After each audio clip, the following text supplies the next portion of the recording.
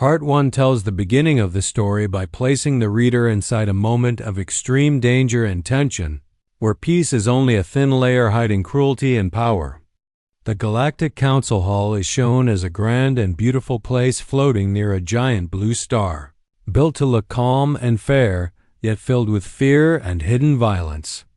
Many alien species gather there, each believing they are wiser and more civilized than humans, seeing humanity as wild, unstable, and too dangerous to trust. This belief shapes how the Council treats the human refugees standing at the center of the hall, surrounded by armed guards as if they are criminals instead of victims. Captain Mara Ilias represents humanity at this moment, and her calm posture hides years of loss, war, and restraint.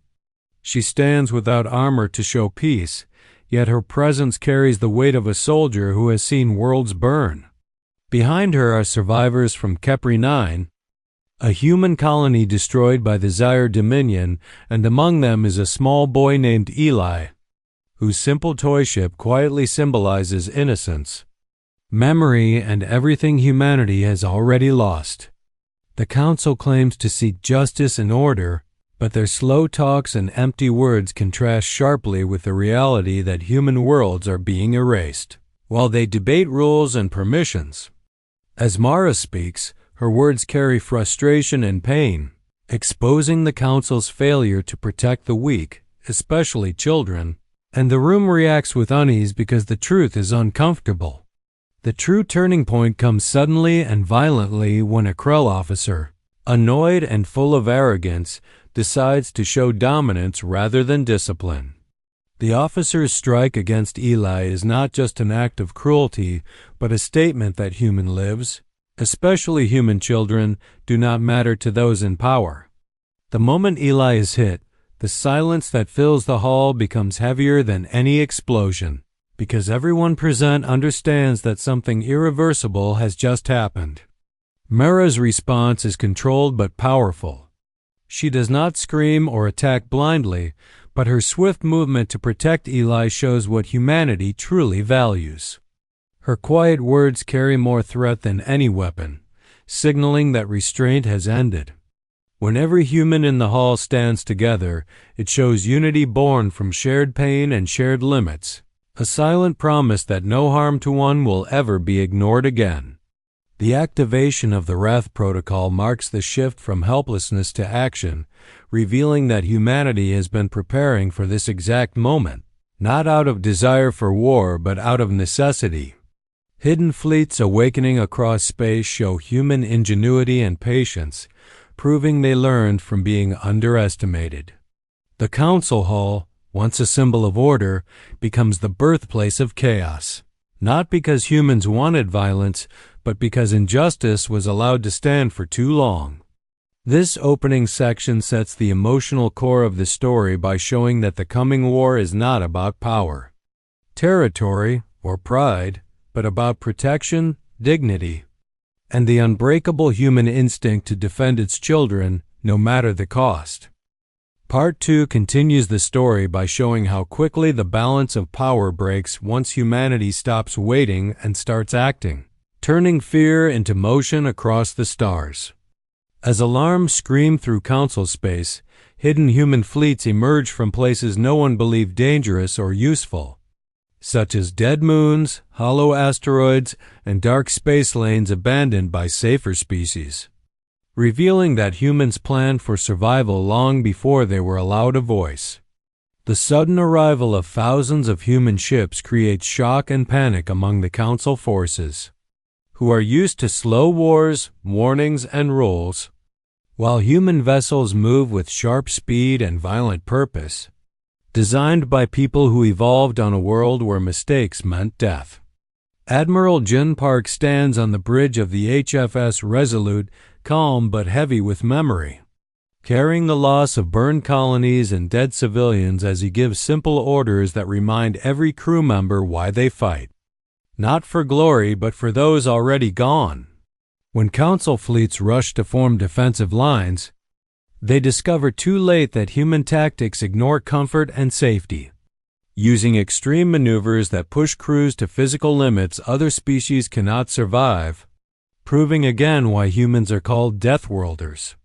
Human weapons tear through advanced alien shields, not because they are more elegant, but because they are built to break things completely, using raw force, speed, and relentless pressure. As ships explode and formations fall apart, many Council forces retreat in confusion, while others fight in fear, realizing they misunderstood humans as unstable rather than determined. The arrival of the Zyre Dominion shifts the battle into something personal, as they are the ones who destroyed Kepri-9, and their commander speaks with pride and confidence, believing numbers alone guarantee victory. Admiral June answers with quiet resolve, reminding his crew and the enemy alike that humans measure battles by lives lost, not fleets counted. Human ships plunge directly into enemy lines, choosing close combat where skill, courage, and sacrifice matter more than size or tradition. Boarding pods crash into enemy hulls, releasing human marines who fight through fire-filled corridors and narrow halls not meant for their bodies. Driven by anger held back too long and loyalty stronger than fear. Each step forward costs lives, yet no one turns back because retreat would mean letting injustice survive. While space burns outside, chaos spreads within the Council Hall as delegates flee and guards abandon their posts, exposing how fragile their authority truly was. Captain Mara stands firm amid the noise and fear, showing that the battle is not only being fought with ships and guns, but with meaning and resolve. Her confrontation with the Council Speaker strips away false claims of order and peace, revealing that what they called stability was built on ignoring suffering. The execution of the Krell officer is not done with rage but with certainty, marking the end of tolerance for cruelty disguised as discipline. As defense platforms fall into the star and the Council's military power collapses, the galaxy watches in disbelief, seeing that humanity is not attacking for conquest, but responding to a line crossed beyond repair. Part 2 builds the rising action by showing that overwhelming odds do not stop humans when purpose drives them, and that once pushed far enough, humanity does not ask permission to survive, instead reshaping the battlefield, the political order, and the meaning of power itself through unity, sacrifice, and unstoppable resolve. Part 3 brings the story to its climactic resolution, showing the cost, the courage, and the lasting impact of humanity's response to injustice. After hours of brutal fighting, the battle that began in space finally ends, leaving both devastation and a clear demonstration of human determination. The blue giant star glows in the void, untouched by human fleets, but around it lie broken ships, shattered platforms, and debris marking where countless alien vessels were destroyed. Human ships remain, many damaged, some lost entirely, showing that victory was not free, but bought with courage, skill, and sacrifice.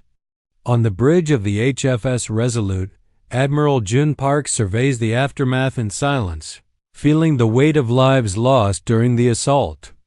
Casualty lists scroll endlessly, reminding everyone that even though humanity has won, each name represents someone who cannot return home, a stark contrast to the pain caused by inaction earlier in the story. Yet even amid grief, there is a sense of purpose fulfilled, because the attack has saved countless others from the same fate as Kepri-9. Inside the Council Hall, the remaining human forces now occupy the spaces once controlled by Council guards, and the surviving delegates, stripped of their illusions of control, are brought forward. The scene is charged with tension. The Council members understand that their authority has been challenged, not by mere threat but by calculated and overwhelming human action.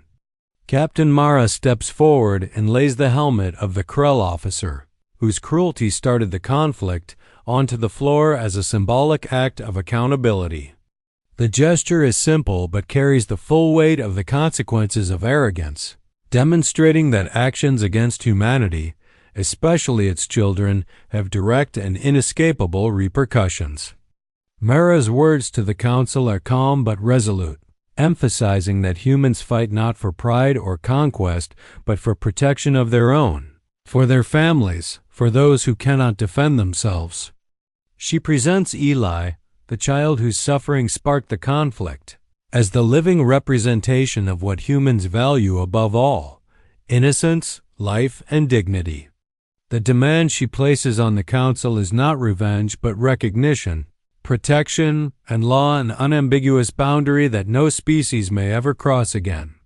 As the council members agree, slowly and reluctantly, it becomes clear that humanity's response has permanently reshaped interstellar politics, creating new rules grounded in respect and fear of human resolve. Beyond the council hall, news spreads across the galaxy that humans will not tolerate attacks on civilians, and this revelation changes the way other species perceive them. Humanity's power is not only in weapons but in willingness to act decisively, to endure pain, and to defend those who cannot defend themselves. The story also emphasizes that such victories carry cost and memory. Eli, who will one day grow into a leader himself, is a symbol of both loss and hope, showing how even the smallest human lives can inspire the largest actions.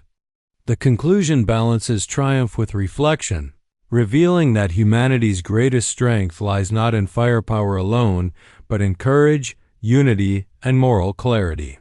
Humans are shown as resilient, capable of taking calculated risks, and willing to sacrifice everything to uphold their values, and this message leaves a lasting impression across the galaxy. The aftermath is quiet yet charged. Humans honor their fallen, heal their wounded, and reinforce the idea that their wrath is not blind rage but a precise and inevitable force when injustice is done. Eli's future role as a bridge officer is foreshadowed, symbolizing that the values fought for in these battles will endure and guide future generations. The resolution of Part 3 emphasizes that victory is as much about changing minds and setting boundaries as it is about destroying ships. And it leaves a clear and lasting impact on the audience. Humanity is fearless, protective, and unyielding, capable of standing against overwhelming odds while maintaining the moral compass that defines them, through sacrifice, strategy, and steadfastness. The story closes with a powerful message that humans do not merely survive, they rise. They fight and they ensure that injustice is never ignored, leaving a legacy that echoes across the stars.